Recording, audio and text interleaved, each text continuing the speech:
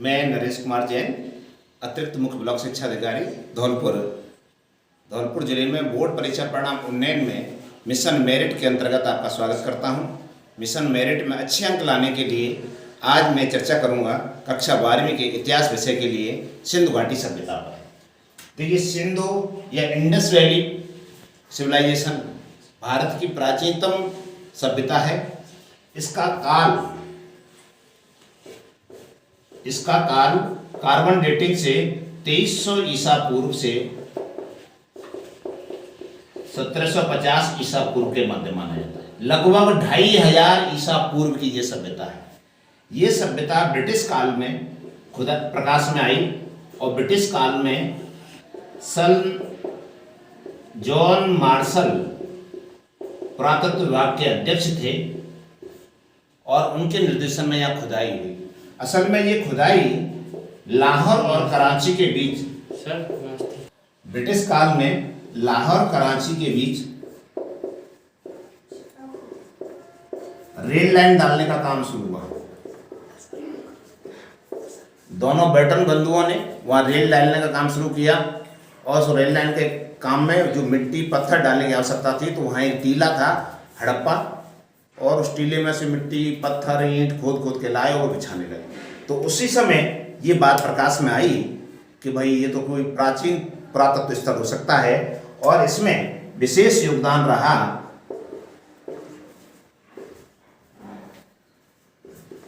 R.D. Banerjee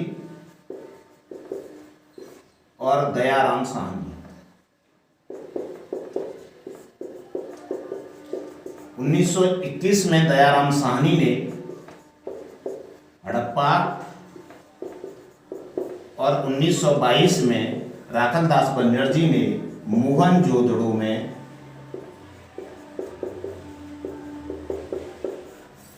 इस सभ्यता को प्रकाश में लाया।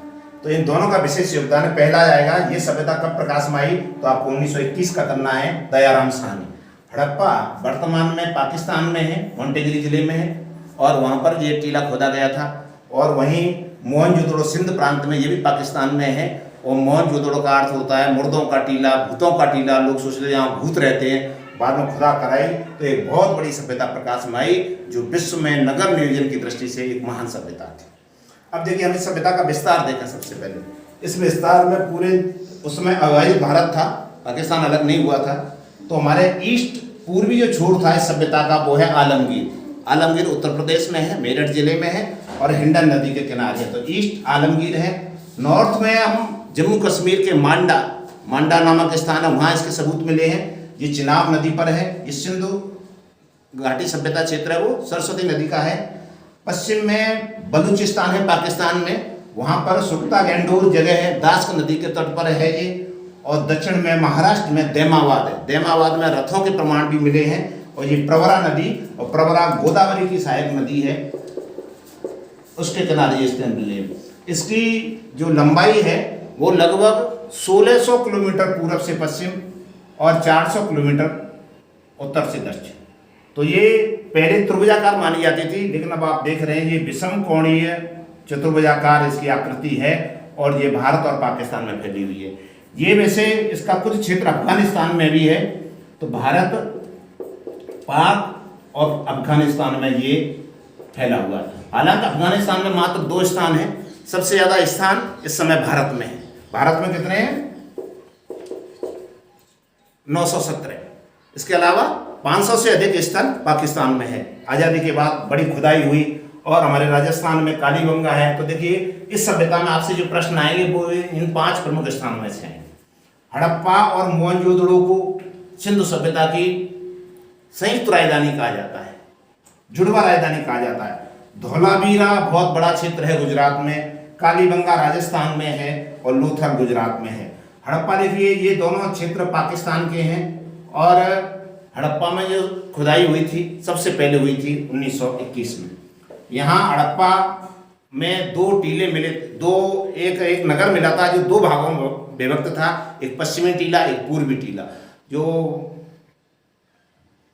दुर्ग था, जो प्रशासनिक अधिकारी रहते थे, वो दुर्ग था, और दूसरा टीला था वो नगर था जिसमें आम जनता लोग रहते थे। दूसरी बात है मोहनजोदड़ो की। मोहनजोदड़ो सिंध प्रांत में है, पाकिस्तान के में है, और यहाँ खुदाई में बहुत बड़ा विशाल स्नानागार मिला है। जॉन मार्शल ने इसे संसार का अद्भुत स्नानागार कहा है। इसके अलावा मोहनजोदड़ो में कांसे की नर्तकी मिली है। मोहनजोदड़ो में अन्नागार मिले हैं, हालांकि अन्नागार एक विशाल अन्नागार हड़प्पा में मिला। धौलावीरा बहुत बड़ा क्षेत्र है, यहाँ बड़े बड़े जलाशय मिले हैं। सबसे बढ़िया जल निकासी व्यवस्था धौलावीरा की पाई जाती है, और जलाशय के अलावा धौलावीरा में एक स्टेडियम भी मिला है, जिससे ये पता लगता है कि ये सभ्यता कितनी विकसित थी। कालीबंगा में विश्व में सबसे, कालीबंगा का अर्थ है चूड़ियाँ। राजस्थान के हनुमानगढ़ जिले में जो कालीबंगा है, और यहाँ बड़ी मात्रा में जुते हुए खेत के निशान, विश्व में जुते हुए खेत के निशान सबसे पुराने कहाँ मिले हैं? कालीबंगा, राजस्थान। कालीबंगा और पीलीबंगा दो जगह है जहाँ कालीबंगा में खुदाई हुई है, और वहाँ पूरा सिंधु घाटी सभ्यता का। लोथल एक बंदरगाह है, गोदी है, ये गुजरात में है, और यहाँ नाव के प्रमाण, बंदरगाह के प्रमाण ये मिले हैं। तो ये पांचों जगह हैं, ये इस सभ्यता के प्रमुख स्थल हैं।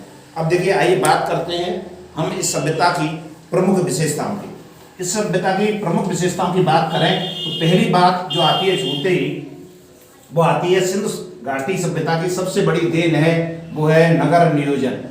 विश्व में कोई जान भी नहीं सकता था कि भारत और पाकिस्तान के इस क्षेत्र में एक बढ़िया प्लांट सिटी बसे हुए हैं। इस नगर नियोजन में चौड़ी सड़कें होती थीं, समकोण पर काटने वाली सड़कें होती थीं, घर बड़े व्यवस्थित बने हुए थे, ऐसा नहीं टेढ़े मेढ़े बने हों, खिड़कियां होती थीं, रोशनदान होते थे, दरवाजे पीछे की ओर खुलते थे, और उससे भी ज़्यादा बहुत बढ़िया बात थी, वो थी जल निकासी। विश्व में ऐसी कहीं जल निकासी की व्यवस्था नहीं मिलती। सारे घरों में से अंडरग्राउंड लाइन होती थी पानी निकालने के लिए, स्नानागार होते थे, पानी का संचय करने का, अन्न का संचय करने का, रहने का, खुली हवादार व्यवस्थाएं, तो ये सारी व्यवस्थाएं ये सभ्यता में थी। ये विश्व की मात्र सत्तात्मक शासन व्यवस्था की ओर संकेत करती है। हालांकि कोई प्रमाण नहीं मिलने पक्के, क्योंकि सिंध के बारे में जो ज्यादा जानकारी है वो मोहरों पर है। सेल खड़ी की बहुत बड़ी संख्या में मोहरें मिली हैं, दो ढाढ़े या मोहरें मिली हैं। इन मोहरों पर जो लिपि है, सेंधव लिपि, उसको भी पढ़ा नहीं जा सका है, तो ज़्यादा जानकारी नहीं है। पर फिर भी जो चित्र मिले हैं उनसे ये पता लगता है कि ये मात्र सत्तात्मक रही होगी। यहाँ समाज 4 वर्गों में बटा था। वो वर्ग थे विद्वान, व्यापारी, योद्धा और श्रमिक। तो ये जानकारी हमें सिंधु घाटी सभ्यता से मिलती है। इसके अलावा सिंधु घाटी सभ्यता में बड़ा व्यापार होता था। धातु की बात करें तो ये कांस्य युगीन सभ्यता थी, ये इंपॉर्टेंट बात है। अगर आपसे 4 प्रश्न पूछे जाते हैं तो उसमें आप ये जरूर लिखेंगे कि ये कांस्य युगीन सभ्यता थी, इसका मतलब है अभी लोहे का ज्ञान नहीं था। इनको सोने का ज्ञान था, चांदी का ज्ञान था। सोना, चांदी, तांबा, टिन, तांबा और टिन को मिलाकर कांसा बनाया जाता है, इसलिए इस सभ्यता को कांस्य युगीन सभ्यता कहते थे। इस सभ्यता में जो नगर थे वो दुर्ग और नगर इस भाग में, यानी प्रत्येक बस्ती थी वो 2 भागों में विभाजित थी। एक टीला होता था, वो तो दुर्ग होता था, और दूसरा होता वो नगर टीला होता था। हालांकि लोथल में 3 भाग भी मिले हैं, चनूदड़ों में केवल 1 भाग मिला है, पर ये अपवाद है। तो ये 5 विशेषता आप इसमें से लिख सकते हैं। छोटा प्रश्न आ रहा है 2 नंबर का, तो सिंधु घाटी सभ्यता की विश्व को क्या बड़ी देन है, तो 2 बड़ी देन आएगी। नगर नियोजन, आज भी ऐसी सड़कें 36 फुट चौड़ी सड़कें, 9 मीटर से ज़्यादा की चौड़ी सड़कें हैं, मोहनजोदड़ो में मिली हैं, लोथल में मिली हैं, कालीबंगा में मिली हैं। नालियाँ मिली हैं, नालियाँ पक्की और अंडरग्राउंड और ढकी हुई होती थीं। हालांकि कालीबंगा में जो नालियाँ मिली हैं वो घटिया किस्म की हैं, वो लकड़ियों से बनाई गई हैं, लकड़ियों से पाट कर उनको तैयार किया गया है। पर फिर भी जल निकासी व्यवस्था आज हम जिस युग में जी रहे हैं उस युग में भी इतनी बढ़िया व्यवस्था नहीं थी जो आज से 2500 वर्ष पूर्व सिंधु घाटी सभ्यता में। सिंधु घाटी सभ्यता वास्तव में सरस्वती नदी की सभ्यता है, इसीलिए इसको कई जगह सिंधु और सभ्यता नदी घाटी सभ्यता कहा जाता है। इसका पहला नगर जो प्रकाश में आया था वो हड़प्पा था, इसलिए इसको कई लोग हड़प्पा सभ्यता के नाम से भी जानते हैं। तो ये थी सिंधु घाटी सभ्यता।